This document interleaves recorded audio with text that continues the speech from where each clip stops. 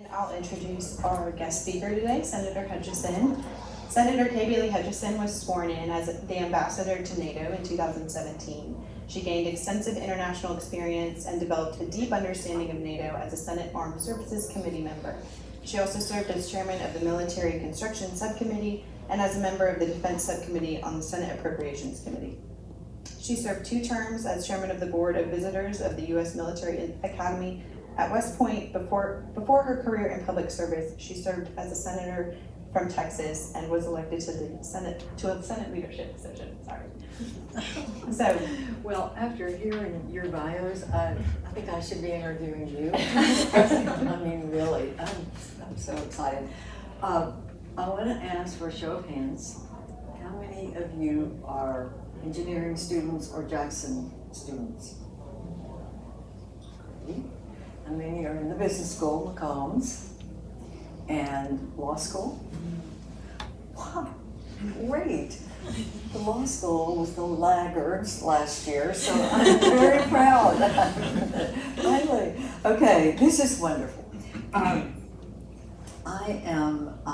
I love this center, and the idea came from the law school and the business school originally to form an energy center that would be UT and include both law and business, which I loved, and then they asked if they could name it for me, which I was very honored to do because, of course, I did my undergraduate and law degree here, and in the Senate, I was very heavily into energy because, of course, you can't represent Texas if you don't understand pretty much what the energy industry does, what it does for our state, the jobs it creates, and the stable economic contribution that energy has given.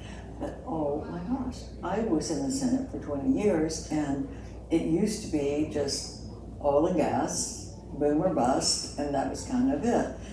But now, after 20 years in the Senate, I have seen so much in the diversity, in the climate change, in the renewables, wind and solar, and Texas has become a huge winner and actual leader in the country in wind and solar, as well as oil and gas. So we are energy rich in so many ways. And so I was really pleased to be able to do a part of the Energy Center. And then, I started looking at this and saying, first of all, we loved the participation of our engineering students in the student industry nights and the things that we were doing. And so Mari and I and the 2 deans, Lil Mills at business and Bobby Chesney from the law school, we approached Dean Bonacase, well, the previous dean, but Dean Bonacase in the engineering school, and we said, really, you should be part of our center because we do so much with the engineering students, and there's so much going on at the engineering school in the research for the new things that are being done. And just as an anecdote, I am on the NASA Advisory Council. The senator from Florida and I co-sponsored the NASA reform bill that brought in the private sector and made it a public-private partnership. And so he was appointed by President Biden to be the administrator of NASA, and he asked me to serve on the advisory council. So I was happy to do it, and of course I like him very much, Bill Nelson. But I, love NASA because we have the Johnson Space Center in Houston. And so I go into the meeting and I'm starting to meet the members of the council, which are really, there are about 20 of us. And one is Dr. Clark from UT Austin. And I'm going, what? I don't know him. Why don't I know him? And so I looked at him, and he's the head of the hydrogen department at Cockrell School of Engineering, and he has done so much research. So Mari and I went to his office, and I said, I want to see what you do. And so we were able to see the innovations that were going on with hydrogen that he's leading, and taking hydrogen, which is, I'm talking too long, I think, but hydrogen and nuclear are both the cleanest forms of energy. They really are clean. And they're expensive, however, and it's very expensive to build a nuclear plant, and the process of getting one certified is just really time-consuming and very, very expensive, and then hydrogen is even more so. And so we went in to see what Dr. Clark was doing in hydrogen, and they're trying to make smaller now modules of hydrogen that can be put into a small airplane, for instance, and their goal is to have a hydrogen for cars, that where you can put a module in, just like you, if it's an electric car, you would plug it in, you would be able to do the same thing with a hydrogen module. And so there are just some innovative things that are happening that I'm very excited about. So I'm going to stop talking, and I'd love to have, I know you all have submitted some of the questions, but be thinking of anything you'd like to ask me, and then I will go back to the questions that I've already We'll have listed. the Q&A section at the end, so if you think of questions, just pin them in your head for now. And Lynsie, if you want to kick it off. Yeah, so we heard a bit about what inspired you to launch the KBH Energy Center. If there's anything else you'd like to add to that, but also can you talk more about the vision for its future? Well, we've been in stages, and the first thing we did was the law and business. So now, I did not realize until I went to the Senate, the U.S. Senate, how different Texas is in our law and policy in the energy sector, because we have oil and gas, and our laws are very, very specific, and our regulatory environment is very, very specific and very our regulators are very knowledgeable. But it was very different. Most states don't reserve their mineral rights. I mean, if you don't own the surface of the land in most states, I mean, that's what ownership is, the surface. But in Texas, people live on the mineral rights, and water rights too, by the way, and they wouldn't even own the surface. And that's a different concept, which so many states go, really? You do that? Yeah, we do. And so law was very important. And then, of course, the business school, because so much of energy is business. But we started talking with the deans about engineering and wanted to add engineering, because that's where the innovation is. And the innovation's in fracking in oil as well. That's what has rejuvenated the oil and natural gas business and the horizontal drilling. But there was so much innovation going on in the engineering school, so we started talking to him. And so we had the law and the business first, and then the next step was that several of the other engineering centers were closed to merge into ours. And then the third big thing we've done is the engineering school to come in with us. And we talked about it for about a year with Dean Bonacaze, and then he began to see all the things that we were doing with the students and the opportunities that we were trying to provide to the students. And he said, I think this is good. This is good for all of us. And it will also put Texas on the map as the academic engineering center that has energy, law, business, and engineering. And that does make us unique. And where should the most unique and innovative center be but Texas? I mean, we have it all. We have wind and solar, we have the research, we have all the things that need to be the transition into clean energy, but we have also the cleanest production of oil and gas as the reliable source of energy for our thriving economy that is necessary in this interim as we build out. Yeah, well, I'm actually going to jump to a question that's sort of related to that since you were taking us there anyway. The KBH Center recently hosted its annual symposium. Hopefully some of you guys were able to make it. It was a big event, and Tim Leach spoke about the need for entrepreneurs and analogized the ongoing industry transition to the shale revolution several years ago, and how entrepreneurship was the driving force behind that. And my question is, how can Texas and UT position themselves as the best places to foster entrepreneurship in energy? Yes, and that is really such a good question, because one thing that Texas does prioritize is entrepreneurship classes and experiences to show that if you're looking at an industry, an energy field for your career, oh my gosh, you can go with a big company and be a part of that, or you can start learning about entrepreneurship and start meeting, maybe an engineering and law student, or an engineering and a business student, starting to begin to think of something different that you might be able to try. What Syndey Kate was saying is fracking came from trial and error out in the field, and it was an entrepreneur who just said, we've got so much capability to get more oil out of the dead fields.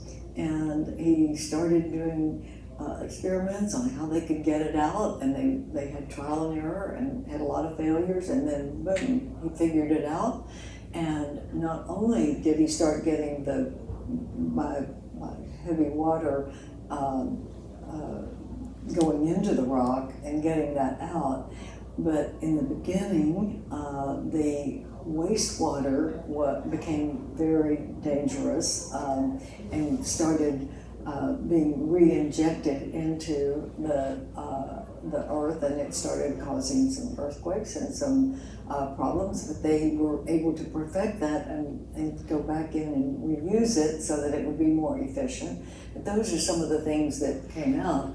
And then the horizontal drilling has really kept them from having to do as many wells, which are very expensive, and use the ones that they already had and extend them out. So they do that, and then they also they'll go to a lower level. So they'll not only go out, but they'll also go down and have a whole new field. And the interesting thing is, from the law standpoint, is that they have to go back and release the lower levels. So you don't just get to go down and do below the surface. The next level down is another whole lease field. So that's the way the law has developed. So all of that together has become really so important, but it was entrepreneurial. It was entrepreneurial in every way, and it was the small guys that really became very rich doing the fracking, and the other thing that is such a great field, and I've dealt with these landmen. They have landmen in the business school. I mean, they teach people how to do going out and searching the county records for the mineral rights. And I mean, it is the most complicated but interesting research, how they've gone into these counties, and there's the Haynesville Shale, which is the Louisiana and East Texas field, and then there's the Permian Basin and the Eagle Ford, which would be central and then south, and then all the way over to New Mexico. But you have to go into the county to find out who owns the subleases, who owns the subterranean leases. So you have the surface land, which is very clear. The deeds are filed, and someone buys 100 acres. But because they've reserved mineral rights, you have to go into the courthouses to find out who owns the mineral rights. And it goes back into the 1800s to the beginning of Texas, and so these landmen are experts in doing this research and finding out all the way down into the old leases in like San Augustine County or Nacogdoches County, and they find that a widow sold 50 acres of the minerals, but then she reserved 2 to her brother-in-law, and so then the brother-in-law and the brother-in-law's children and grandchildren, and so it just becomes this incredible puzzle that you have to put together. But it's all part of the possibilities for a career in energy, from wind and solar, and on like wind, just the change in the making of the blades is now creating so much more production. And of course, the problem in wind energy is, and solar as well, is that we don't have the batteries that can store, so that at night when there's no sun, or if there's a windless day, then you lose your energy. And that's why wind and solar have to have better, more capable batteries to be able to store. And one of the things that came out from our symposium was several of the panels talked about combining, going into an area where there's wind and solar, and you've got the grid that is set up for the wind and solar, but you could take these new smaller modules of nuclear and hydrogen and put them in the same location near the grids where you have the wind and solar, which is a lot in North and Mid Texas, and that could be your capacity energy when it's dark or it's windless. So that was one thing that came out as one of the new thinking processes for the smaller modules for nuclear and hydrogen, to go into these places where you've got good wind and solar, but you have these times when a business is going to need the energy, but it's not available, and it could have a kick-in of the nuclear and the hydrogen, but because they're so much more expensive, you use them less, but they provide that stability. Well, in addition to the need for encouraging entrepreneurship, what were your other big takeaways from the symposium? Yeah, the symposium was great because some of the new things that come out, and everywhere I've gone, I was in Houston last night, and I was when I run into people in Dallas and that have been to the symposium, they just say, "Oh, we heard it was so good. We heard that it was so informative." And how many of you came to this symposium? Oh, good. So you all heard some of this. Well, part of it was what I was just talking about.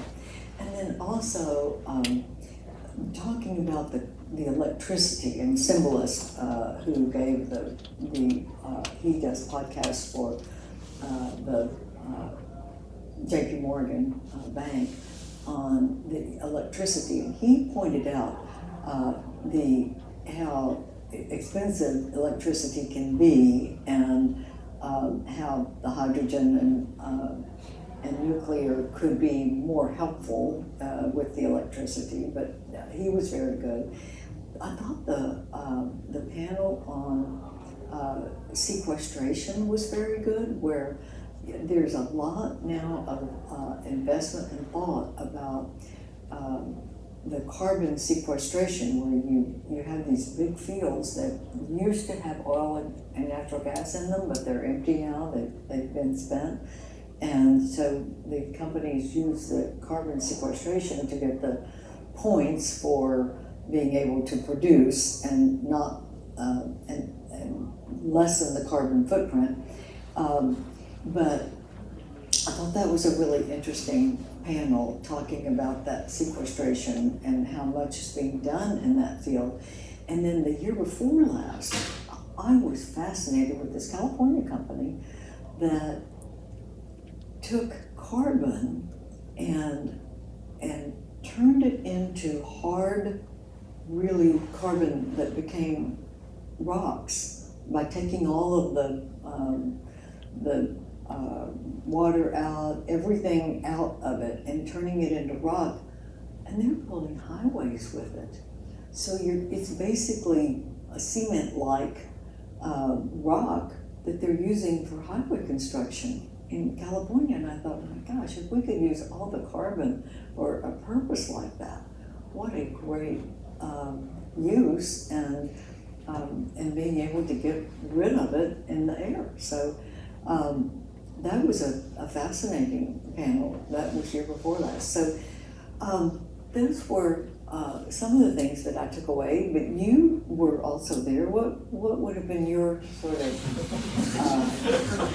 Well, I thought there was an interesting thread through all of them of how you manage the interests among different people in sustainability and affordability and reliability when it comes to an industry that's in flux, and managing how those might shift as the technology might shift and make up for gaps in like battery storage. You know, you have to kind of adjust as the technology changes, and being able to adjust those priorities according to where the technology is, and just being prepared for you know, to meet people in the middle on certain interests as we meet the desired capabilities in all the different technologies. Mm-hmm. But so my next question, oh, sorry. No, that's good, because you know that one of the cornerstones of our whole center is all of the above. A number of energy centers are not all of the above. They're get rid of oil and gas, and we're going to do everything with renewables. But ours is saying oil and gas is here now. We do it better than Venezuela and Russia and China, and we can do it better and have the stability for our economy, keep our economy strong, while we are looking for those better, cleaner ways to transition. And that's our cornerstone. Yeah, I think that addition of the engineering school is huge for working towards that, and that was what my next question was about, but I think that you've already answered it in your... Well, yeah, I did, but let me tell you something though. Speaking, because we were talking about the other engineering, energy centers in America. Dan Brouillette, who is the former Secretary of Energy and was on one of the panels talking, he's now the president of Edison Electric, the Edison Institute, which is all electricity. And Dan is, he was on our panel, and he said, oh my gosh, this is great that you have added engineering now.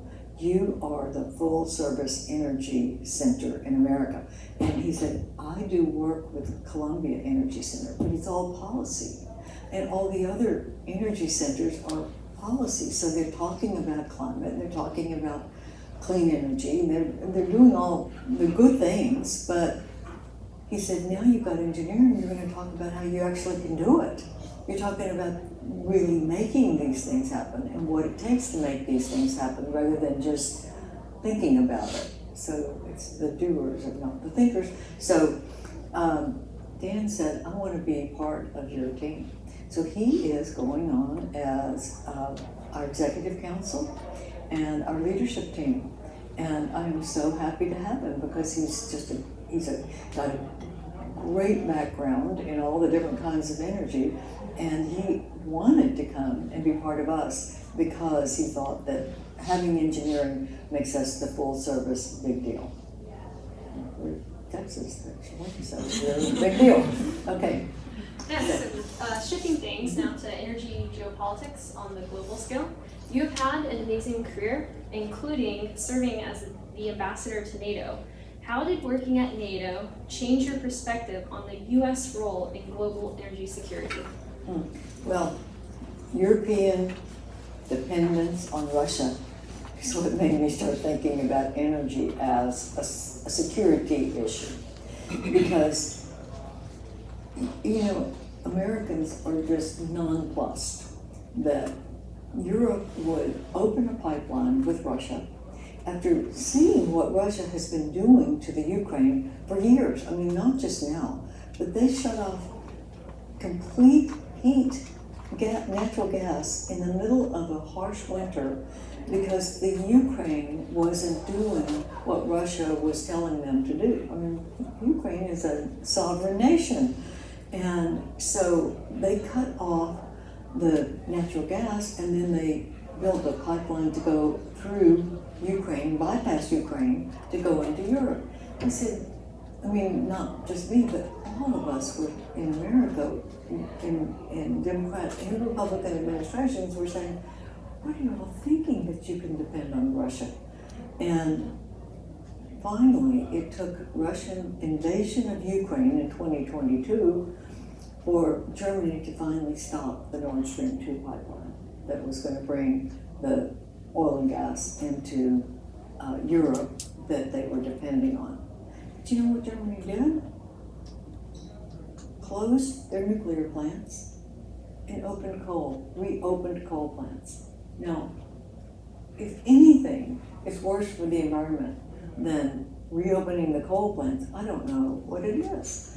And so my experience in NATO, which I love, by the way, I love NATO. It is the security alliance for US and Canada and Europe, but also now reaching out into Asia because of so much really malign activity now with Russia, China, Iran, and the Middle East, and then North Korea. I mean, all of these sort of cauldrons are boiling over, and we are the security alliance for our security as well as Europe's, and really the free world and the economic powers of the world to be able to stand for our values and our rules-based order. So being at NATO drove home for me this really Russian dependence, which didn't make sense. And then what's called the JCPOA, which was the Iranian agreement that America signed on to, but we withdrew from. But the Europeans are all signed on to this agreement that we would let Iran get nuclear capability, but they were only going to use it for heating for their people. Well, they're perfecting, if they don't already have a nuclear capability for weaponry, they are getting it very close. And that was a mistake on our part, on the Europeans' part, of trying to do business with Iran, thinking that they would do what they say they're going to do. And so the whole security of our energy became very clear, because of course Iran is a powerful producer of oil and gas, and but they're in the death to America camp. I mean, they're very open about wanting to destroy America and the Western values. So that's what brought it home to me. But being at NATO made me also realize that America is the power that can keep people together for our security, because we will assess a risk and then deter against it. Whereas no other country has the real commitment to assess a risk.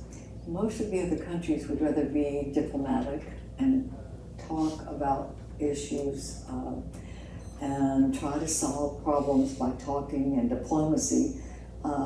And the bottom line is America puts security first, and we believe that security creates a strong economy. The Europeans put economy first and hope that America will be there to protect them for security.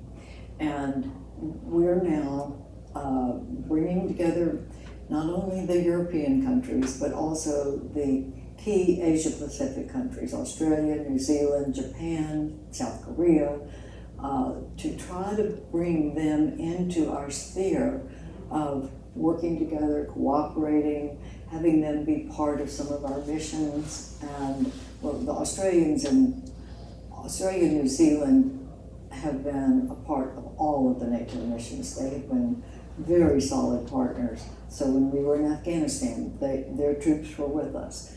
When we were in Iraq, their troops were with us. They've been with us every time we have been in a hardship containment area. Now South Korea and Japan, because of the activities of the Chinese in the Japanese waters, and also North Korea to South Korea, we are bringing them in also, and they are very willing and they want to participate. So it's been a very good convener. Besides just now the North Atlantic Treaty Organization, we are the convener of like-minded, strong economy countries that would be hopefully unified in addressing challenges like we have seen in the Middle East and in Asia with the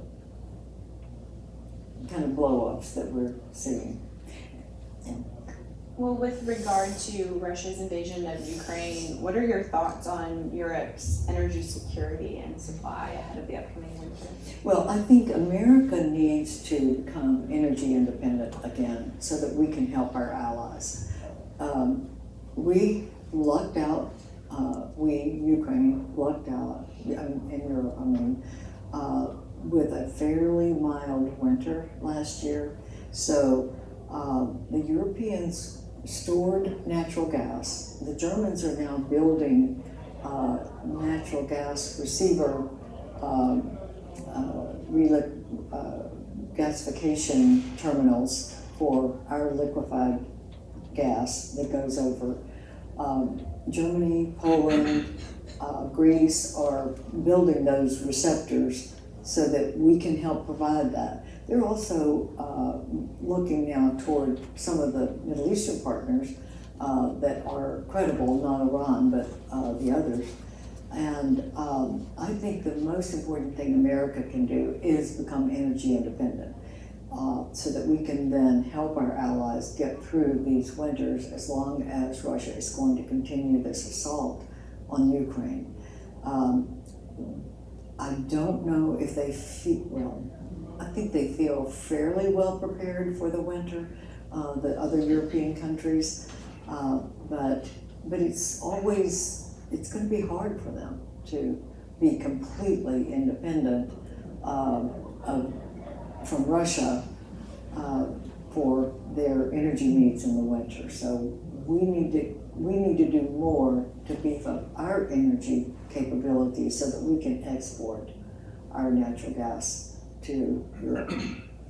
So on that same topic of importing or exporting oil and gas products, OPEC plus Russia announced that they would continue its voluntary oil output cut through the end of 2023. How might this impact the United States regarding its producers and consumers of oil and gas products? Yeah, it affects us a lot because when OPEC limits what they produce, then of course it makes the price go up, and we are still importing some from Saudi Arabia, and that's why we need to be independent. We need to produce our own resources. We have them. We ought to be able to produce them. We're being limited because the pipeline from Canada was shut down. That was a great resource, especially for a good trading partner like Canada, to not be able to put their oil and gas into the pipelines to go out through our country, out of Louisiana and over to Europe. Now they're having to go around the Atlantic to do that. which is not economic, and it certainly doesn't increase our relationship with Canada, which is a trusted partner. So I think that we need to work more with Saudi Arabia. I do not agree that we should have been trying to negotiate with Venezuela, but that's what we're doing, and I think we should not be in that position. To get our gasoline prices down, we have to make concessions to Venezuela, and Venezuela we now have people fleeing Venezuela because of the human rights issues, and that shouldn't be what America does. We should be reliant on ourselves and help our European allies and not worry about the Saudis lowering their output and costing us more at the gas tanks. I mean, I want us to control our economy and the prices that our people pay. And we need to refill the strategic petroleum reserve as well. That should not be used to bring down gasoline prices. That should be used if we are ever attacked and we have a real shortage. So we've got to reinvigorate our capabilities to produce our oil and natural gas in the cleanest way that it can be done. So you mentioned our Canadian ally. I want to go down that path a bit more.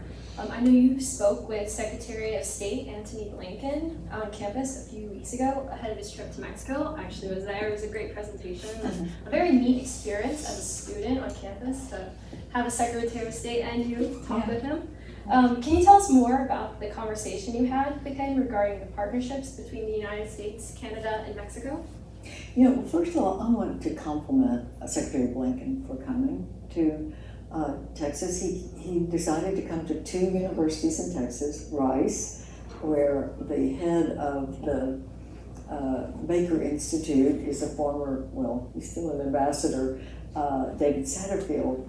David was the ambassador from the U.S. to Turkey when I was at NATO. So we got to be really good friends because we were constantly working with Turkey to try to bring him into whatever it was we were doing. And so he knew David Satterfield, and I knew him just because, just long-time relationships. He worked in the Senate when I was in the Senate. And so he decided to go to 2 universities in Texas, and so he came and just out of the blue came to UT and Rice, probably because we're the 2 best. And so he asked me to interview him, which I was touched that he did, and we had a great visit. And he was so nice, down to earth, shared with the audience, and I heard from my son, who is a senior at Texas. He's an international studies major, but he said that his professor had criticized me for not allowing students to ask questions. Well, I had nothing to do with that. That was Secretary Blinken who decided that he wanted student questions, but he wanted them beforehand. So all the questions I asked him were student questions, and I told the students' names. But anyway, that's one of those things. But it was a great experience. He was so nice and down to earth. And then when Jay Hartzell gave him an orange football jersey with his name on it, he was such a good sport. He even did the hook 'em horns. He was just a great sport. And so, but people need to know what an honor it is for UT to have the Secretary of State, who's got a million things pulling on him, to come and visit with students at a university. And to pick us was a great honor for UT and for Rice. And I think that, it was a full auditorium, and it was really great to be able to do that, and also to have the bipartisanship. And we talked about our problems on the border. And he was willing to do that and knows that there's a problem on the border. And I think they're beginning to do more in that regard. In fact, I think the President Biden put in a supplemental appropriation request, including Ukraine, Israel, and the our own border, which was good. And so I think that it is important that our Secretary of State do something like this. And I was really honored that he came to UT and Jay Hartzell was there. We had a great time. It was really fun. And I gave him a KDH jacket, KDH Energy Center, Engineering, Law, and Business on it. And he said, I love that. That's what I'm going to wear on Air Force Two. I said, oh, good. I want you to be comfortable. So, we just went back and forth. It was really fun. Well, speaking of UT, I want to close out with the question, how has the UT community impacted your career and life? I gotta tell you, I grew up in a town of 15,000, and I came to the University of Texas, and I walked on this campus, and I said, this campus is bigger than my hometown. But what I got here was everything that really affected my career. First of all, it gave me the education, the friends, the groups that would be your friends forever, and then the opportunity to go to law school. Back then you could skip your senior year if you wanted to take law school as all of your electives. So if you got all of your core courses in the first 3 years, then you could go straight into law school, and that counted for your electives, which I did. And they gave me that opportunity. And back then, I think there were 13 of us girls in the whole school. And so we bonded, we had a great time. And of course it's totally different now, but all of these friendships and associations and experiences just shaped my career. And when I decided to run for public office, my UT friends all over Texas, I would find out that someone was living in Hardin County, and so I would call and say, would you put something together for me to meet people in Hardin County? And then they would come, and then I would say, would you be my chairman in Hardin County? And my sorority sister or my guy friend would say, oh yeah, sure. Well, what does that mean? What do I do? And so, and I ended up basically, when I was elected statewide for the first time, it was state treasurer, and I was the only Republican, along with the ag commissioner. We were the only ones elected. It was all Democrats, except for myself and the ag commissioner. But that was because of all my friends and the campaigning that I had done in the state that made the difference, because otherwise it would have been a straight Democratic ticket. So, it's been a great thing. And I feel like if I hadn't, graduated from Lamarck High School, I don't know what I'd have been if I hadn't come here. But I feel very fortunate. And my brothers both went here as well. And so we're definitely a Longhorn family, and it's been great. My brother, by the way, he's a food critic. So I went to law school, and he got my mother's cooking skills. So, it's just those different things. And but having said that, that's going to happen to you too. When you are in classes, or you have your friend group or your study group, or you come to things like you're participating in the Student Energy Council, you're going to have friendships that are going to weave in and out of your lives. I mean, it's not going to be like all of you are going to go out and do the same thing and stay in touch, but it's going to be, you'll be with some here, and then you'll maybe go to work in a company and you'll have two friends, and then maybe one of your other friends is working for a different company and you'll start talking. It's just going to weave in and out. And you should value these friendships that you're making and figure the way to stay in touch with the people that, have kind of the same goals. And especially since you all are now mixing with students from the other schools more, you would be able to put together some business things that would, maybe include engineering and business, or some of the research in engineering, or law and business, or law and engineering. You're going to have a lot of things that you don't realize right now are going to be significant for your future, but it is. But you don't think about it. I mean, you're just having fun and you're doing the things that students do, but you're going to find out that it's going to really impact your life. And then, when I went to work after law school in Houston, there was Young Texas Exes, which you all will have too. They're so active all over. And they're in New York and they're in Washington, as well as Texas, all the cities in Texas. And so they have tailgates for the games. When you can't, you're not going to come to Austin for every game, but you'll have all of the students that you'll have that bond with. And we've got, holding up the 0 minutes left. But in New York, we've got a great young group. And we now have a floor in a building in New York. And the dean of the business school and I did an alum